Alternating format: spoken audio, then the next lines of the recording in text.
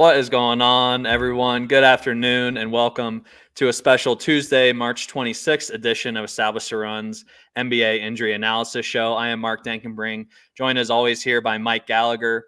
We are treated on this monster week of some massive slates by a nice four-gamer here on Tuesday, and yesterday was a slate with so many big spreads, not very many competitive games, and tonight, hopefully, some competitive games on the dockets. Only one game with a spread above 2 points. That is the Los Angeles Lakers at Milwaukee Bucks. But some nice TNT night, maybe some leftovers going Gallagher's way. So how you doing today, Mike? Yeah, I've been talking a lot about the past couple weeks how I'm doing pretty well, and the burnout hasn't come yet. This week's gonna get us. These mega slates, I hate them so much. Can't stand it, but we ride. Dink and I recorded a pod. Should be up. It might be up. We talked a little Jonte Porter, talked a little gambling space. So we didn't talk hashtag ball here, but it was fun. Dink, obviously, I just let Dink crush it because he always does. But yeah, we talked about some of the news and how the Jonte Porter news could maybe shape what's going to happen. So it was a fun record. Definitely out of my element for sure. I like to talk ball, but it is a good pod. Should be out if it's not out yet. Nice. Definitely interested to hear that. I mean, certainly a very interesting case there with Jonte Porter, and likely probably not the first it's been discovered, but certainly interesting in this environment that we live in. And we're obviously at the center. We obviously run a prop betting service. So, interesting for us. We do not have any bets on Jonte Porter this year. We did not get in on that. So, but yeah, interesting 4-game slate on tap tonight. Let's start with the first game of the night, Golden State Warriors at Miami Heat here. It's a front end of the back-to-back for the Warriors. Their injury report is relatively clean. Just Trace Jackson Davis listed questionable here with right knee soreness. Do you have any insight on Trace here and his potential availability to play tonight in Miami? Yeah, we saw him have a fall. Him and Jaden McDaniels kind of collided. He fell a little bit, shook it off. I think he's going to play. He's young too, so I think that'll work in his favor. So he's probably in there. If they didn't, that would help Draymond Green's minutes a little bit. Would probably dust off either Dario Saric and Kevon Looney to fill some of those minutes there. Would help Kuminga a little bit as well. But I think he's going to play. The other headline here was Steph Curry. Only played 30 minutes. After the game, Steve Kerr said they're trying to keep him at 30. I don't know, man. Pretty costly. There was a little bit of a slip when he was on the bench, and I think that slip, as far as like not injury, but like they slipped away and kind of lost the game. So they want to keep him around 30. We dinged them a little bit there. As you mentioned, they're on the front end of a back-to-back. Horrible timing here because they get Orlando tomorrow. Orlando's been off since Saturday. So this is a really big disadvantage coming up tomorrow there. So they got to split this with Houston winning again. So we'll see if Steve Kerr, his feet being held to the fire about playing Steph a little bit more, but they want to keep him cut. He said they're going to try to run Chris Paul with more pick and roll stuff. We saw Gary Payton play a bunch in the last game as well. So yeah, keep an eye on Steph minutes. Again, we have him at 32, dinging him for back-to-back. And again, just, Steve Kerr wants to play him at 30. So I think they're going to try to be careful with his minutes today. Yeah, and this is a bit of a tighter rotation than we've seen out of the Warriors of late. As we kind of enter the stretch run. A lot of nights they've been playing 10, 11 deep. We see a pretty tight 9 right here on the screen against the Wolves. And you mentioned this, a tough couple losses here for the Warriors. They're just battling to stay even in the play-in with the Houston Rockets having won 9 in a row, only a half game back of the Warriors in the standings. So a couple big games here for the Warriors just to even have a shot at the playoffs, let alone, be comfortable and move up and avoid the play. And that's pretty much off the table at this point for them. But do you think it's a pretty good matchup for the Warriors against the Heat? Typically we like spot up shooters and 3-point shooting against the Heat. Do you expect to see much zone out of the Heat tonight, or how do you feel about this matchup on the surface level for the Warriors?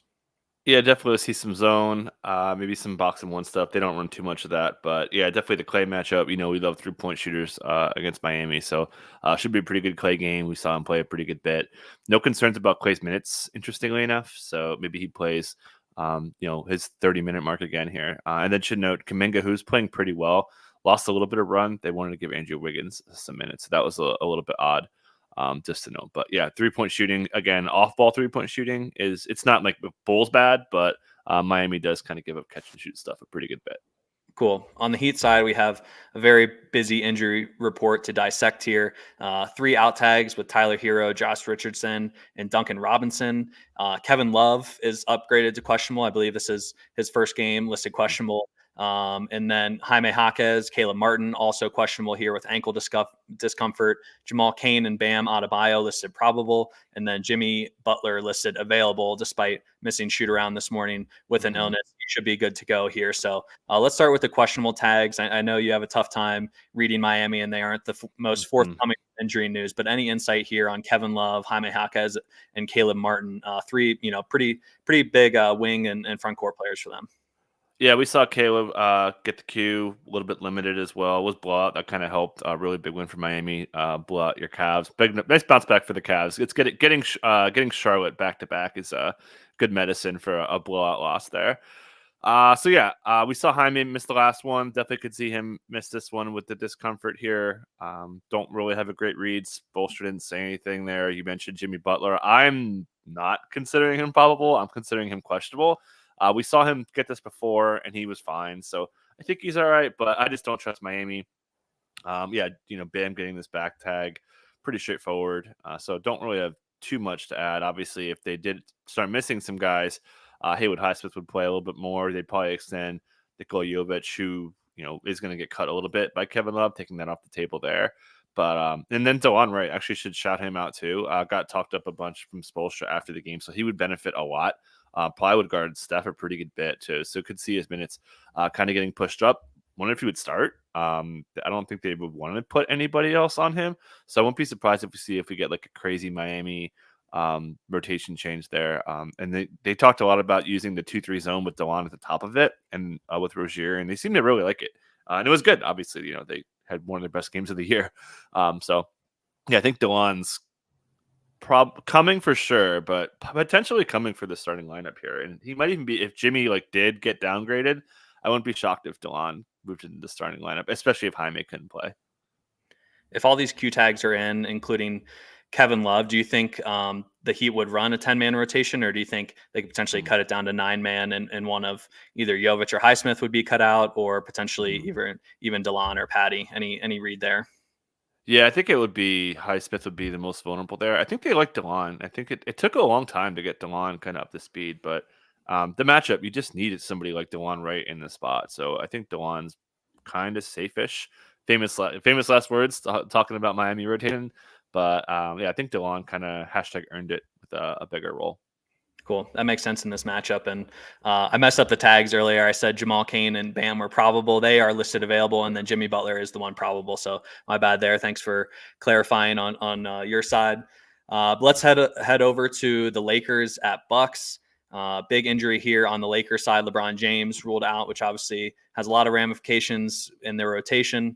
And I mentioned earlier that they are 9-point underdogs on the road here. So tough setup here for the Lakers. It is a front end of a back-to-back for them as well. Along with LeBron James, Jared Vanderbilt, Gabe Vincent, and Christian Wood all remain out. And then Jalen Hood-Schifino and Colin Castleton also listed out here on the injury report. So, somewhat thin rotation probably coming here for the Lakers. Who do you expect to start in place of LeBron and then potentially fill, a lot of those front court minutes against the Bucks?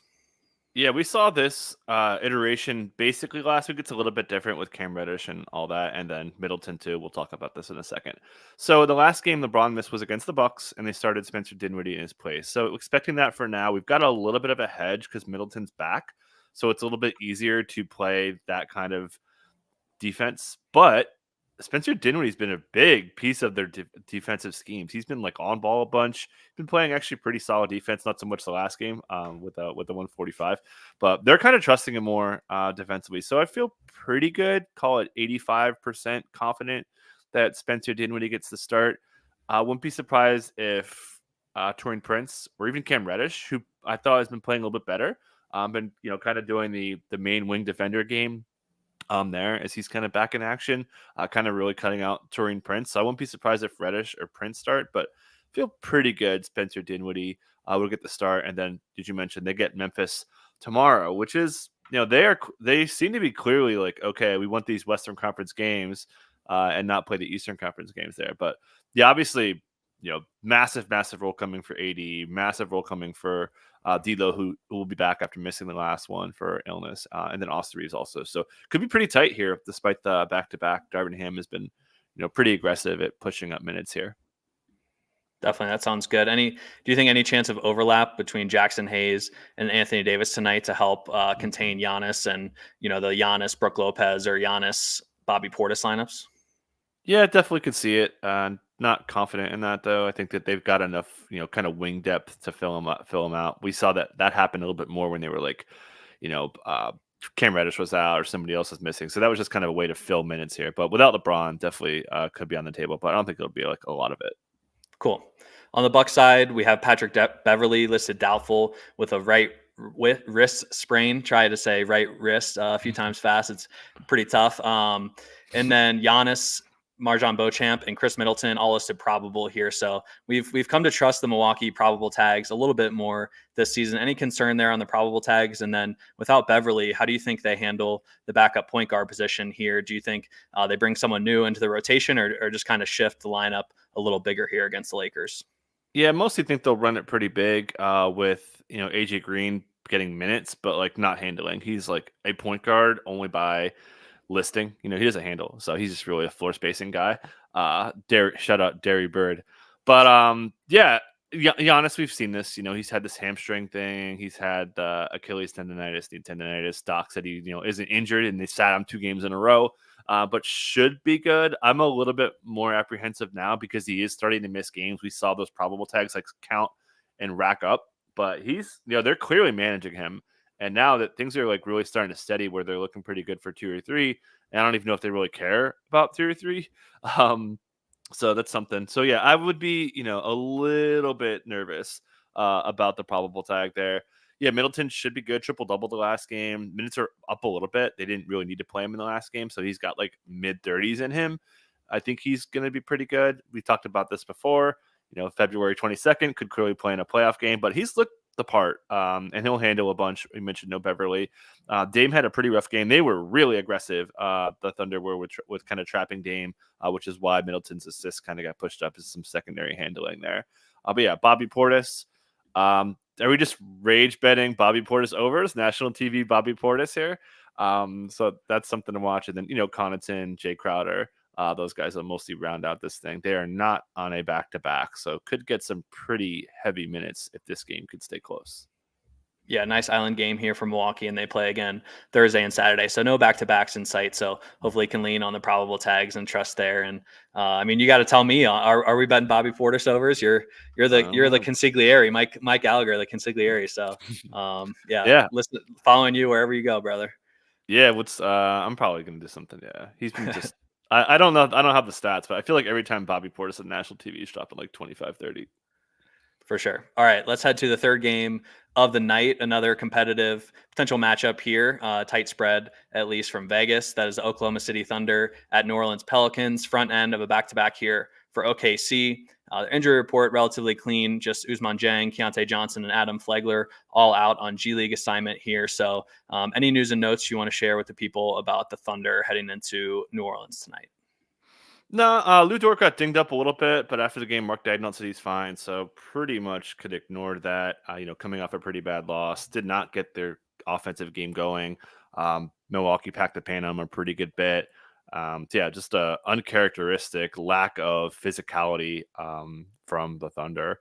Really good win from the Bucks, both from a game plan standpoint and just a physicality standpoint. It was just really well done, which is what OKC does. They like play physical, really set the tempo with their turnovers and all that. So just a really good game from them. So I'm expecting them to bounce back here. And yeah, there really aren't any injuries to talk about. Sounds good. On the Pel side, they remain without Brandon Ingram with the bone contusion in his knee. Also without Dyson Daniels, Malcolm Hill, EJ Liddell, and Darion Sebron, who have all been listed out here for a while. And then we have the Cody Zeller available tag with the face mask as always here. So, without Brandon Ingram, we've seen Trey Murphy in there. Do you expect that to continue? And any other news and notes here on the Pels? Yeah, pretty much a lock that Trey Murphy will continue to start coming off a rough game.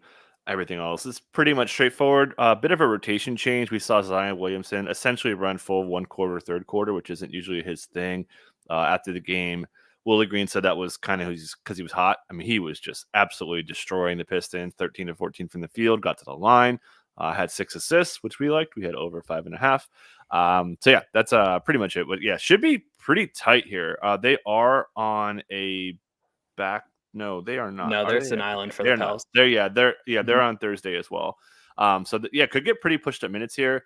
Tough schedule coming up. They get Milwaukee. They get Boston after that. They have a Phoenix game coming up after that. So this is pretty tough here, and you're gonna have to make this stretch without Ingram. Luckily for them, the Clippers are helping them out with some bad play. Ty Lue called him soft last night. As a quick aside, we'll talk more about that tomorrow. But yeah, Zion, tough-ish matchup.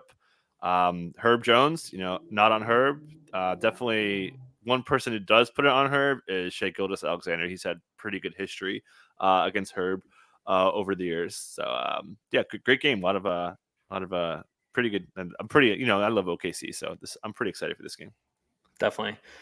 Couple of young teams that have a lot of depth, and we're interested to see them make the playoffs and see how they do in the playoffs. But certainly a fun regular season matchup here as we approach those playoffs. And then we've seen a lot lately. Larry Nance eat into Joe Val a bit more, and obviously OKC, one of the smaller teams in the league. We've seen Nance, start the second half even a couple times ahead of Joe Val. Does this seem like another spot where Nance is probably more in the 22 to 26 range, and Joe Val kind of stuck in the upper teens? Yeah, I think so. We took a Joe Val over, and I was like, I think it's a better chance than not that we don't get the Larry Nance start second half news, and we did. Luckily, we still hit the over, but yeah, it seems like I probably set like the odds at like 65% that we get the Larry Nance start second half here. But hey, maybe Joe Val gets hot. Matchup's really good. We know OKC's been pretty vulnerable to offensive rebounding, especially against Chet. Joe Val's going to have a huge size advantage on him there. So it could be a good matchup. And then Trey Murphy, we know he could kind of benefit here, coming a little bit cold, but the minutes will be really strong. OKC really vulnerable to giving up catch and shoot stuff. For sure. Yeah. Always interesting to see how Willie Green handles the Joe Val size mismatch versus, playing small, which he's been leaning more into lately. All right, let's head to the last game on the slate, the nightcap, a couple hours later tip than any other game tonight. So certainly sitting on its own. Both teams are on the back end of a back-to-back here as Dallas heads to Sacramento after Dallas took care of the Jazz last night in Utah. It's a huge game standings-wise here. Mm-hmm. They are currently tied in the Western Conference standings. The Kings are up 2-0 in the season series. Both of those games occurred in Dallas. So the Kings and Mavs will play tonight and then again on March 29th, both in Sacramento. So Dallas needs to win both of those games to, tie up the season series and would obviously be 2 games up in the standings at that point and have a decent shot to stay ahead of the Kings in the standings. So pretty crucial game here for both nights or for both teams. We do not have injury reports filed for either team yet, but we can kind of use where they were yesterday to indicate where they might go tonight. On the Mavs side, Maxi Kleber was listed questionable last night. He ended up becoming available and playing 15 and a half minutes. So not super overextended last night. Guessing he should be probably available again tonight, but I know he had to go through warmups in order to get cleared. So any insight here on Maxi on the second night of a back-to-back? Yeah, definitely could see him missing. I think you kind of covered that one. Obviously, if he didn't play, big minutes for PJ Washington, and then they're probably more likely to play bigger. We know they like to play the PJ on top options. So I wouldn't be surprised if he guards Sabonis like a decent bit. They've been putting him on like SGA. They've been putting him on like every like top end guy. So I'd expect him to guard Sabonis and kind of let the Gaffords and Lively's like float a little bit there. So yeah, and everything else is pretty much the same. We'll see if Exum pops up in the injury report. I don't think maybe we get the P tag on Luka. But yeah, huge game you mentioned. So and they also get them again later this week. So pretty important couple games there. And we know there could be just massive minutes. The Jazz played them pretty tight, so they couldn't keep Luka's minutes in check. Got him up to 41. We added a little bit of minutes for Kyrie Irving as well. This could be, hashtag biggest game of the year for the Mavs to try to move up to the 6th seed. For sure. Interesting note there on PJ Washington guarding Sabonis. I thought this could potentially be a spot where we see a full 48 center minutes out of Gafford and Lively just to combat Sabonis. So that's certainly an interesting note and something to monitor tonight. And myself on minutes projections, I'll keep an eye on that for sure. Keep that in mind.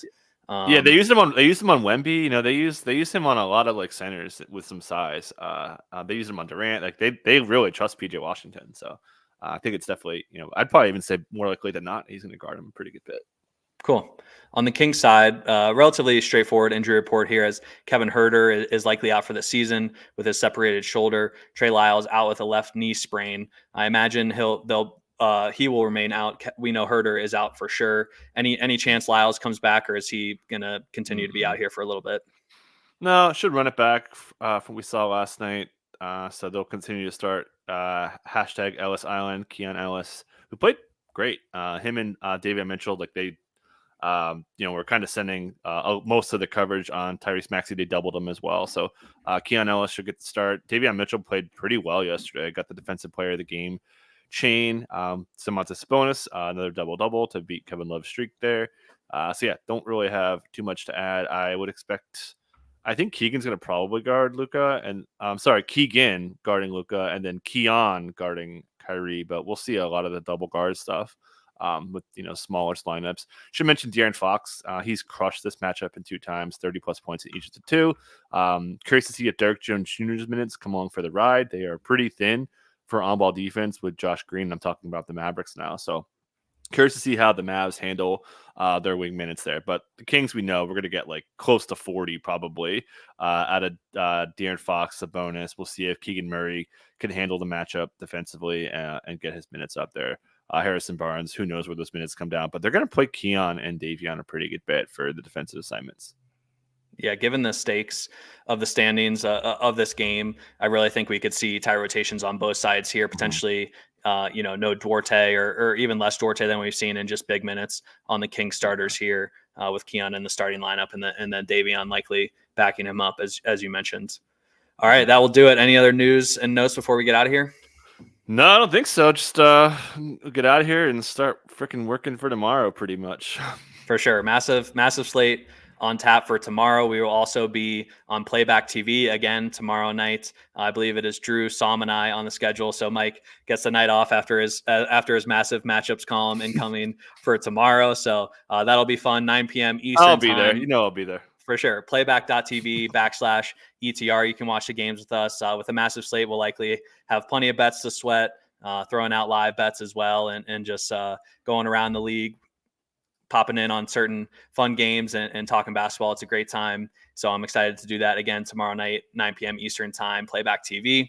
But that will do it for this edition of the Established to Run NBA Injury Analysis Show. As always, we ask for your support in promoting this free content by liking this video and subscribing to our YouTube channel. It really does mean a lot to us at ETR to have your support on this free content, and it allows us to continue providing that free content to all you listeners out there. So please take the second or two it takes to subscribe and like our channel. Our goal is to get to 5,000 subscribers by the end of the season. We're closing in on that. So every one of you out there counts. Please do your part and help us out there. If you have any interest in getting access to behind the paywall content, you can head to establishedtorun.com/subscribe-MBA to access all of our packages there. As mentioned, Mike's matchups column Monday, Wednesday, Friday is elite and just a must read every day. But that will do it for us today. Hope everyone enjoys this nice 4-game slate. Hopefully we get some competitive basketball games, and Drew and Mike will be back with you tomorrow to digest the massive slate on tap for them. But that will do it for us today. Have a good one out there.